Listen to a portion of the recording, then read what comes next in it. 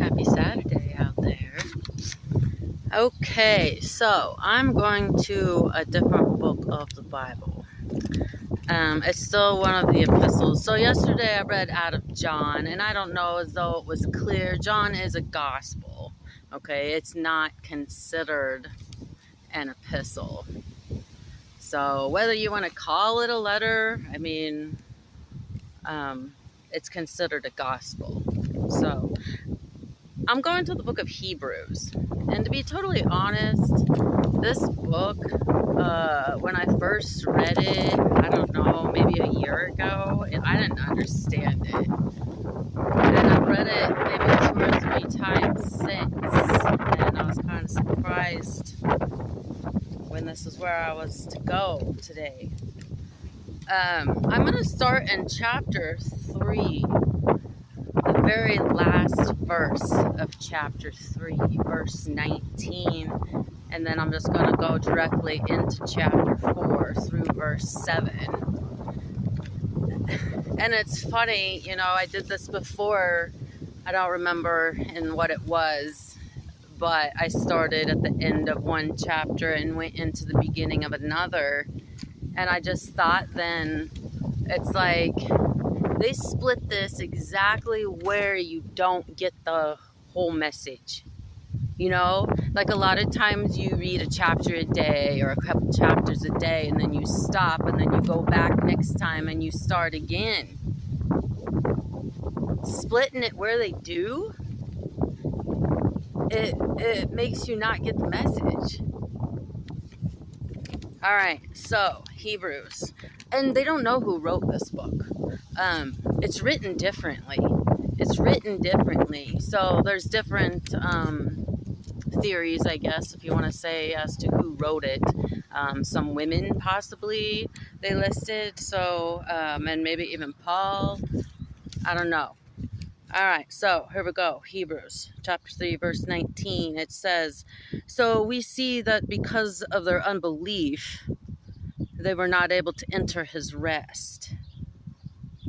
God's promise of entering his rest still stands. So we ought to tremble with fear that some of you might fail to experience it. For this good news that God has prepared this rest has been announced to us, just as it was to them. But it did them no good because they didn't share the faith of those who listened to God. For only we who believe can enter his rest. As for the others, God said, "In my anger, I took an oath.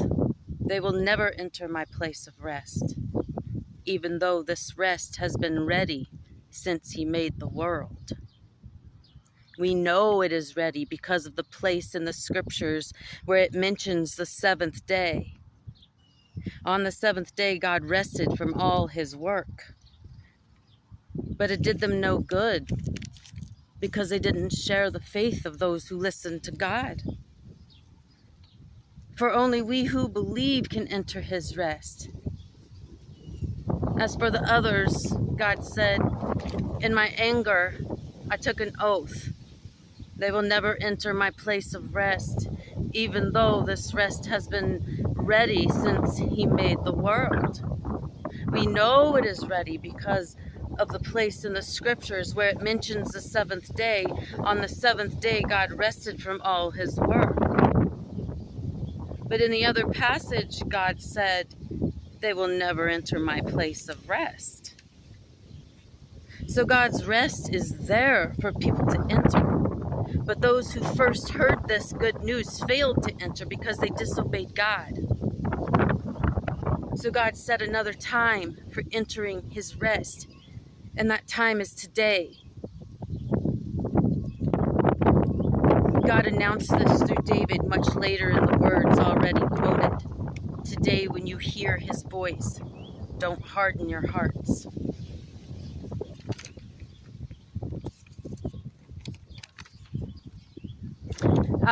What I do every day is, I